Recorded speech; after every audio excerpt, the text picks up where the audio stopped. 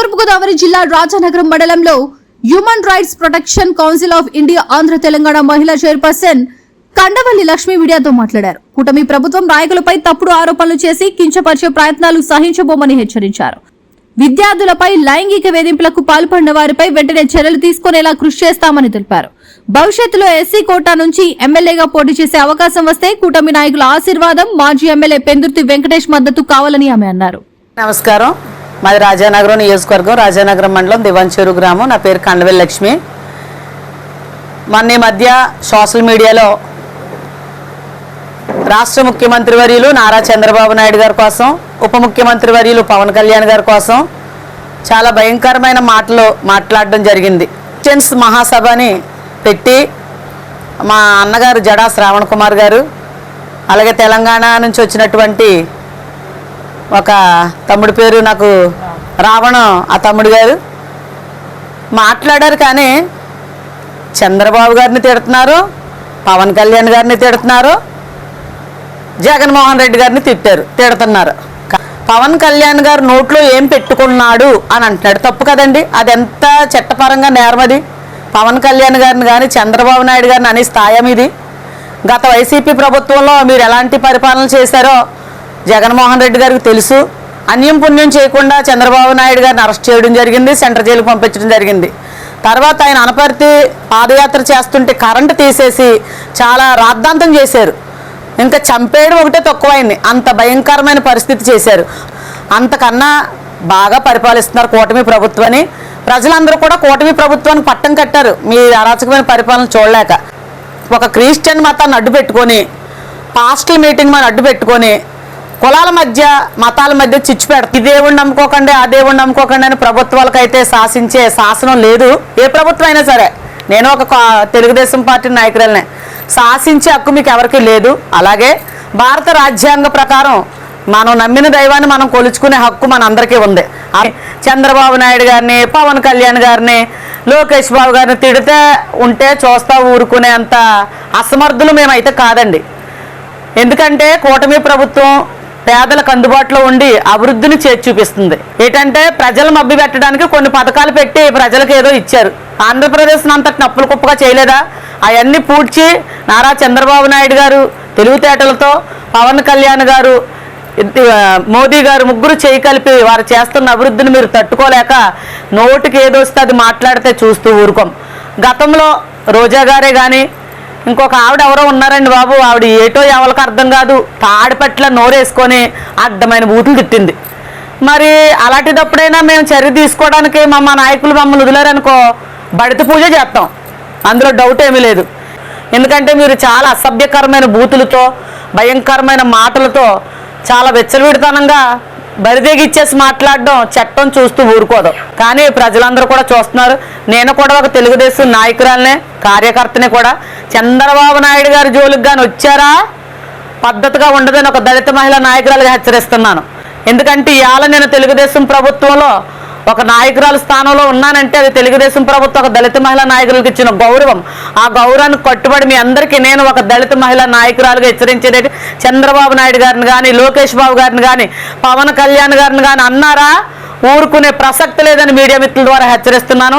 చాలా జాగ్రత్తగా ఉండాలి. అన్నా రావణన్నా, నువ్వు తెలంగాణలో ఏదైనా ఉంటే తెలంగాణలో చూసుకున్నా, ఆంధ్రప్రదేశ్లోకి వచ్చి పవన్ కళ్యాణ్ గారు జోలికి వస్తే అది పద్ధతిగా చాలా భయంకరంగా మాట్లాడావు.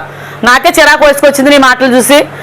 అలాగే జడా శ్రావణ్ కుమార్ గారు, మీకు దళితుల్లో ఒక మంచి పట్టు ఉంది, గివుతుంది.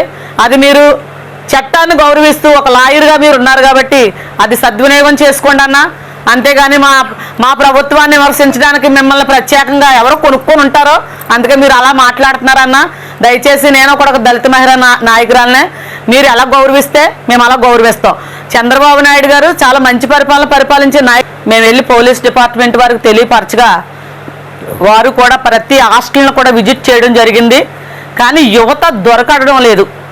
ఎక్కడ తీసుకుంటున్నారో, ఎక్కడ ఉంటున్నారో తెలియదు. ఒకవేళ గంజాయి తీసుకుంటున్నారా, లేకపోతే మందే తీసుకుంటున్నారా, చుట్టుపక్కల వారు రాజమండ్రిలో ఎవరో ఒకరు అడ్డమైన అదవులతో స్నేహాలు చేసి వాళ్ళని ఇంటికి తీసుకొచ్చి వాళ్ళని ఏదో రూపంలో మందు తాగుతున్నారో, గంజాయి కొడుతున్నారో పూర్తిగా అయితే తెలియదు. కానీ ఆడవాళ్ళ పట్ల చాలా అసభ్యకరంగా ప్రవర్తించడం, రెక్లెస్గా మాట్లాడడం, గౌరవం లేకపోవడం, వాళ్ళు ఎవరో మనకు తెలియదు, దూరం నుంచి వచ్చిన స్టూడెంట్, తల్లిదండ్రులు ఎంతో చదివించడానికి వాళ్ళ కృషి వాళ్ళు చేసి కష్టపడి డబ్బులు పంపిస్తే వీళ్ళ కొవ్వట్టేసి కాలేజీలకు వెళ్లకుండా సినిమాలంట, షికార్లంట, హోటళ్ళంట. ఎందుకంటే నేను కారు మీద తిరుగుతూ ఉంటాను, నాకు తెలుసు ఆ విషయాలన్నీ. అమ్మాయిలను తీసుకొని సినిమాలకు వెళ్ళడం, యువత లేడీస్ పాడైపోతున్నారు, జెంట్స్ పాడైపోతున్నారు. కానీ కాలేజీ యాజమాన్యాలు దృష్టి పెట్టాలి. వాళ్ళకి ఏదో డబ్బులు, ప్రైవేట్ కాలేజీలు అయితే డబ్బులు వేసుకోవడం తప్ప, వారు లాక్కోవడం తప్ప స్టూడెంట్స్ ఎవరు వస్తలేదు, తల్లిదండ్రులకు ఇన్ఫార్మ్ చేయడం, ఇలాంటి క్రమశిక్షణబద్ధమైనవి కూడా కాలేజీలో కొన్ని ఉండాలి. కాలేజీలో కరెక్ట్గా ఉంటే, అన్ని పర్ఫెక్ట్గా ఉంటే యువత ఎలా పాడవరని నా అభిప్రాయం. అది గంజాయి ఎక్కడుందో అరికడుతున్నారు. నిన్న కూడా మొన్న ఒక 150 కిలోల గంజాయిని కూడా మన రాజానగరం ఎక్కడో పట్టుకున్నారు డిపార్ట్మెంట్ వారు. అది మనందరం కూడా చూసాము. అదే ఎక్కడ తెలియకుండా ఎక్కడ ఎవరు చేస్తున్నారు ఏంటన్నది పోలీసు వారు చాలా గట్టిగా నిఘా పెట్టారు.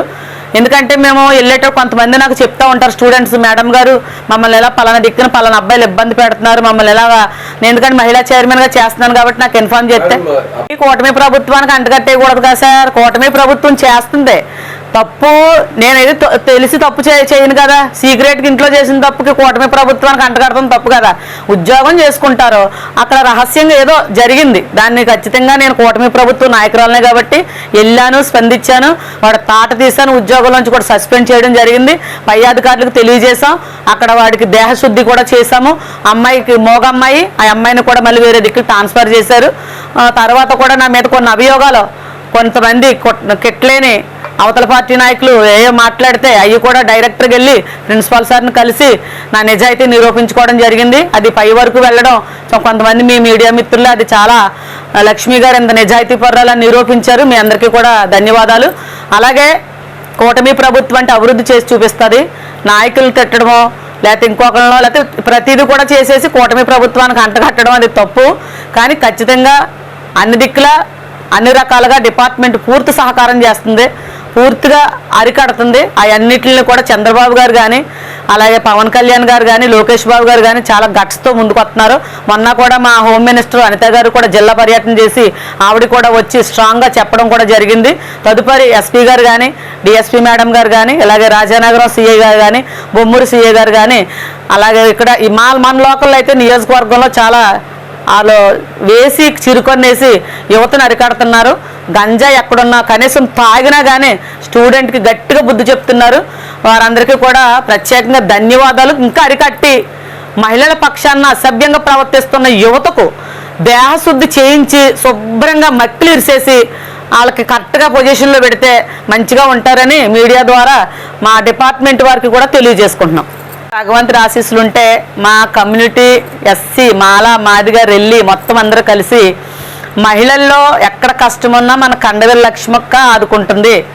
మహిళల్లో ఎక్కడ ఏదైనా అన్యాయం జరిగినా స్పందిస్తుంది. చాలామంది కాపురాలు సరిచేసింది అనే పేరు అయితే ఆ దేవుని ఆశీస్సులు, నా మాజీ శాసనసభ్యులు పెందుర్తి వెంకటేష్ గారి ఆశీస్సులు, తెలుగుదేశం పార్టీ ధైర్యం ఈ రోజు నన్ను ఈ స్థాయిలో నిలబెట్టిందండి. ఖచ్చితంగా భగవంతుడి ఆశీస్సులు ఉంటే, పెందుర్తి వెంకటేష్ గారి ఆశీస్సులు ముఖ్యంగా ఉంటే ఖచ్చితంగా ఎస్సీ రిజర్వేషన్లు ఏదైనా వస్తే ఖచ్చితంగా మా నాయకుడు వెంకటేష్ గారు నా సపోర్ట్, ఆయన సపోర్ట్ నాకు ఎప్పుడు ఉంటుంది. ఆయన కూడా నాకు మాట ఇచ్చారు, ఎస్సీ రిజర్వేషన్ అయితే లక్ష్మి గారికి నా వంతు సహాయం చేయడానికి ఉంటానని ఆయన చాలా మందిలో కూడా చెప్పడం జరిగింది. నాకైతే ధైర్యం ఉందండి. ఖచ్చితంగా ఎస్సీ రిజర్వేషన్ అయితే ఎవరు ఎన్ననుకున్నా ఖచ్చితంగా మా బాబు గారి ద్వారా, చంద్రబాబు నాయుడు గారి ద్వారా ఖచ్చితంగా ఎమ్మెల్యేగా పోటీ చేయడానికి వెనకడుగు వేయనని ముందుకు వస్తానని. అన్యాయం, ఎందుకంటే మా కమ్యూనిటీ పరంగానే కాదు అన్ని కులాల్లోనూ కూడా ఒక ఆడపడుచుగా ముద్ర వేయించుకున్నాను. కష్టమైన ఏ కులమైనా ముందుంటుంది లక్ష్మక్క అనే పేరు అయితే సంపాదించుకున్నాను. వారందరూ కలిసి నన్ను సోషల్ మీడియాలో కూడా మా అక్క ఎమ్మెల్యే అని సంబోధిస్తున్నారు. కానీ నాకు అర్హత లేదు. భగవంతుడి ఆశీస్సులుండి, ప్రజల ఆశీస్సులుంటే ఖచ్చితంగా బలరామకృష్ణ గారు ఎమ్మెల్యే అవుతారు అనుకున్నామండి. అందరూ చేసాం, ఆయన కోసం త్యాగం చేసాం, ఆయన ఎమ్మెల్యే అయ్యారు.